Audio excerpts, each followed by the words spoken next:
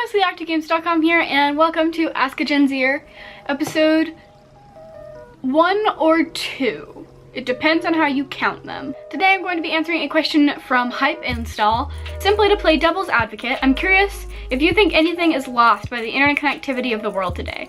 You see political comics in older generations talk about how much young people are missing these days by being device focused, but how much are we actually missing? So I'm going to just be talking a little bit about my answer to that question, and all that jazz. So without further ado, let's go ahead and dive in. Hot take, kind of.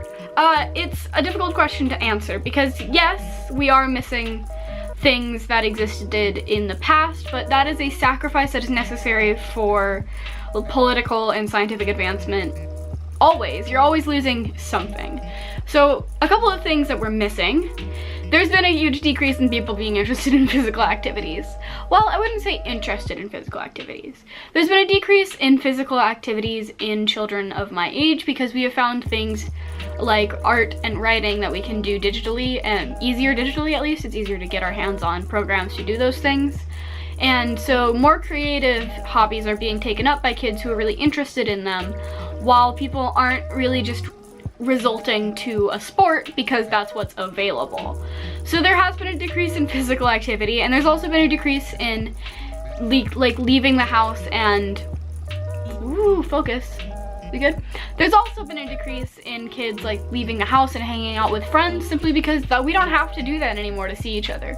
We can call and text and Skype and FaceTime all we want to with people all over the world, which means that people don't get together and hang out as much as they used to, because back in the day that was the only option you had, is you had to go talk to someone, maybe even go to their house and just ask them to hang out.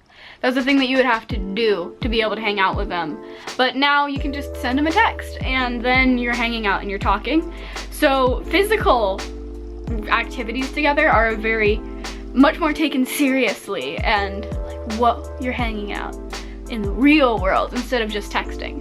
But there's a pro in that you can text pretty much anyone. You can make so many friends all over the world. In fact, a lot of people that I consult for these videos are all over the world. I have friends in Europe and Brazil and Africa. There's so many people all over the world that I can talk to and ask for their opinions. It's insane. It's crazy. It's so rad to be able to see all of these people all over the world and hear their opinions on things and be able just to chat with them without having to go to these places or pay a huge international call fee to talk to them. It's pretty cool, and I really think that's a big pro of Generation Z.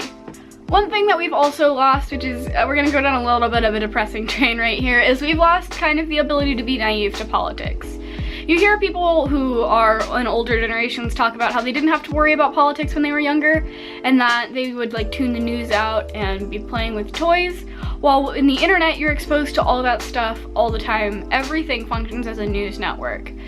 Every social media has people posting about current events, and you can't avoid them, really. I mean, you can, but then that would mean isolating yourself from a lot of people and a lot of things.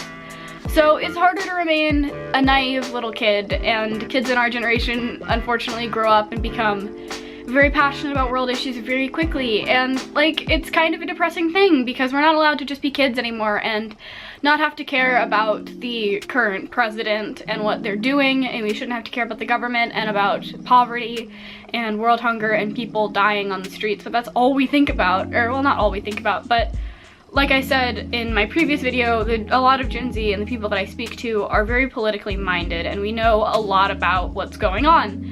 And so we've lost that ability to just naively play at the playground and not think about this kind of stuff, as well as beauty standards are enforced more than ever. When in previous generations, 13-year-olds could look like they were 10 or 8. And no one would really bat an eye, but now there's a lot of beauty standards being enforced on everyone regardless of age. And I'm not saying that I'm doing, this because of beauty standards. I just really enjoy putting on makeup and dressing up.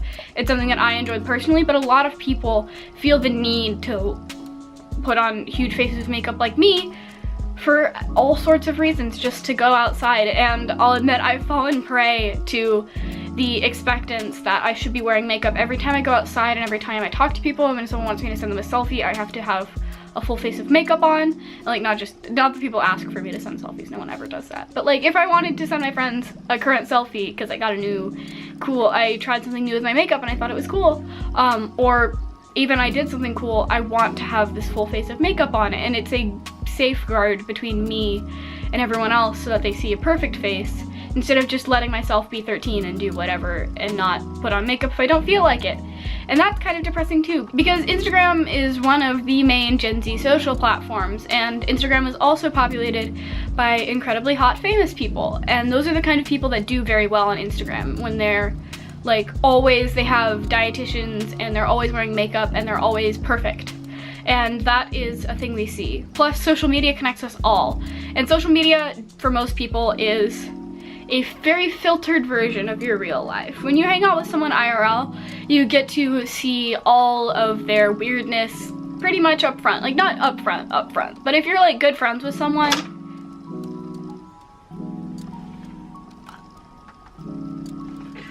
I'll deal with that later. Something just fell in my background.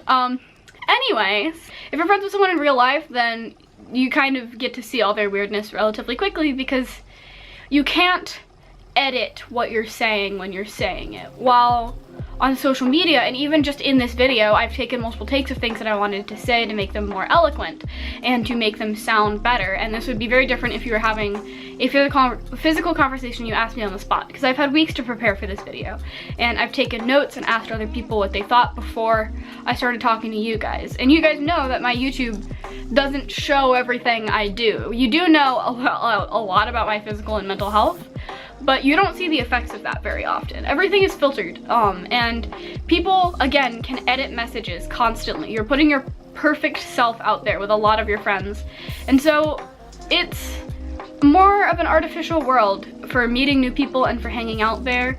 And like I said, beauty standards are super duper infectious, and there's a loss of that physical connection. While a lot of Gen Zers don't care. I don't care personally that I lack a physical connection with a lot of my friends. It would be super rad to hang out with them IRL, but that's just not a possibility for a lot of us because we're all like 13, and so we can't get on a plane or drive in a car halfway across the country to see each other. So, you know, there are things that suck a lot about being constantly connected to the whole world. And it's not a perfect thing, and there are flaws with it, but all of this is a sacrifice to have all the information that the human race knows pretty much at my fingertips.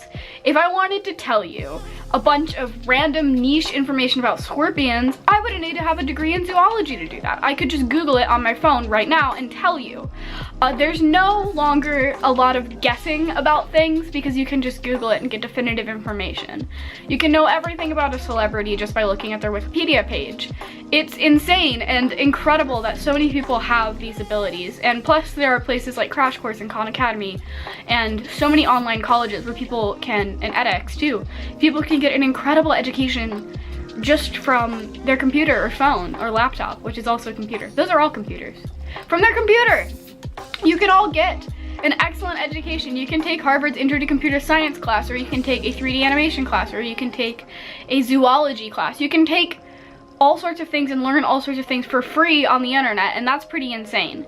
So we are trading off all of the stuff that I just talked about for having a well-informed, more accepting, more connected society than ever. And in my opinion, I think it's a fair trade. And there's never gonna be a perfect solution to all of these things. There's always gonna be sacrifices for the human race when it evolves technologically, and that's just how it's going to be, always. And it might not be a fair trade to some other people. Some people would love to go back in time and be how it was without all of this interconnectedness, but I love it, and I don't think I was born in the wrong generation, and I'm a teenager. Wow, how surprising. But it's the best it's ever been. Really, infant mortality is way down. People dying from sickness and poverty, way down. It's getting better, and it's incredible, and because of this technology, the human race is advancing very, very quickly. But there's flaws, there's downsides, but they're worth it in my opinion. I'd love to hear what you guys have to think about that. If you think it's worth it, if there are any other flaws that I failed to mention, let me know in the comments down below, and make sure to ask me more questions. If you have more questions for me to answer in Ask Gen Z videos, please put them down below. Don't be shy. I don't bite. It's gonna be rad, and it gives me free information to do videos about, so please. Thank you so much for watching. Make sure to press the subscribe button down below to see more videos like this, and I'll see you tomorrow. Bye bye.